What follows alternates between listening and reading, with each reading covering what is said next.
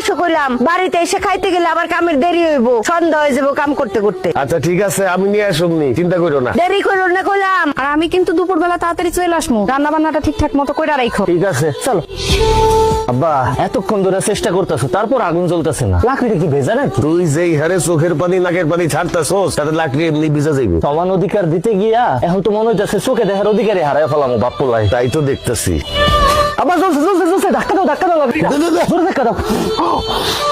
ও ভাবি, আপনি কে? কিস্তি আলি। ভাবি কই? আপনি আলিফের বউ না? হ, আমি আলিফের বউ, কিন্তু আপনার বউ কই? বাপের বাড়িতে গেছে, ভাই আহে নাই, আপনি এসেছেন কেন? আরে ভাই, প্রত্যেকদিন কি আপনার ভাইরই আসতে হইব? তার অন্য কোনো কাজ থাকতে পারে না? শরীর খারাপ হইতে পারে না? আগামী 15 দিন আমি কিস্তি তুলবো। ভাবি তো 3 সপ্তাহ কিস্তি বাকি, তাড়াতাড়ি টাকাটা দেন। 3 সপ্তাহের কিস্তি রেডি করে আছে, আসেন। কই? টাকা তো ঘরে। নিয়ে আসেন। আরে বাড়িতে এসেন, নাস্তা করবেন, কথা বলবেন, আসেন তো ঘরে আহেন। মানে কি? কিস্তির 3টা জায়গায় 6টা দেবো, 3টা খাতা উঠবেন আর 3টা আপনার জন্য বোনাস। ও তো বাপের বাড়ি, বুঝেন না? হরামির বাচ্চা, তুই এসব কি কইতাছস? কিস্তি দেবো, আসেন না একটু ভিতরে। তোরে জুতোটা দিয়া পিডামু, তোর কিস্তি আলিফ এসে নিব।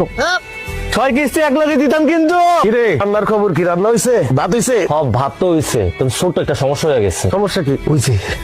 করছস নাকি? তুই তো সব ভাত ফেলাই দিছস। এখন আমি তোর মাল লেগে কেমনে ভাত নিয়ে যাবো? তাহলে তো দুপুরের মধ্যে খাবার নিয়ে যেতে কইছে। এ আব্বা, আমি তোমার একমাত্র পোলা, ভাতের মার গাল থেকে আমার হাতটা পুড়ে গেছে, সেটা নিয়ে তোমার কোনো চিন্তা নাই। তুমি আসো, মার লেগে কেমনে ভাত লয়ে যাবে সেই চিন্তা লইয়া। তোর মার ভাত যদি আমি সময় মতো না নিয়ে যাই, তুই জানোস আমার খবর করে দিব। বউয়ের শাসন কি জিনিস, বউয়ের যন্ত্রণা কি জিনিস, তুই কি বুঝবি? এমন কইরা কইতাছো মনে হইতাছে তোমার একারই বউ আছে, আমার বউ নাই। আমি তারে কেমনে খাবার দিব সেটা কও, এটা বুদ্ধি দাও। এক কাম কর, উঠা মাটির থেকে সব ভাত উঠে ধুয়ে ফেলা। এই ভাতে ওকে খাওয়াবো, আমরা পরে রান্না করে খাবো। ঠিক আছে। তরকারির অবস্থা কি তোর? দেই তরকারি রান্না শেষের পথে, লবণটা দেখো তো। দেই লবণ হয়েছে।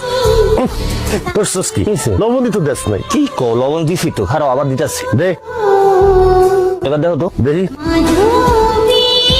হয় নাই তো, আরো দে। এবার দেখো, হুসকেন সব হারাইয়া ফেলাইছো। তুমি তো একই চামচের থেকে বারবার লবণ সাইকা দেখতেছো, লবণটা হইবটা কেমনে? এখান থেকে দেখো, পাতিল থেকে দেখো, দেখো ঠিক আছে। ইয়াল্লাহ, এত লবণ দেয় মানুষ? তুমি নিজেই তো আমার লবণ দিতে কইলা, তাহলে এখন কি করুম? পানি দে, বাইন্ডান।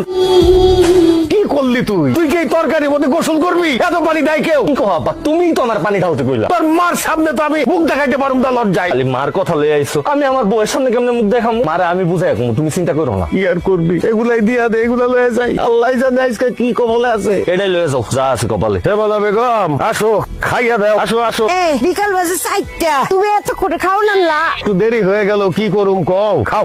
কামাক গেছেন আমার? মোরে কামাক গায় নাই, একটু ঠিক মতো কাম করতে হইব। আমার কাম আমি বুঝুম। আর দুইয়া তুমি আমার সাথে খায় না?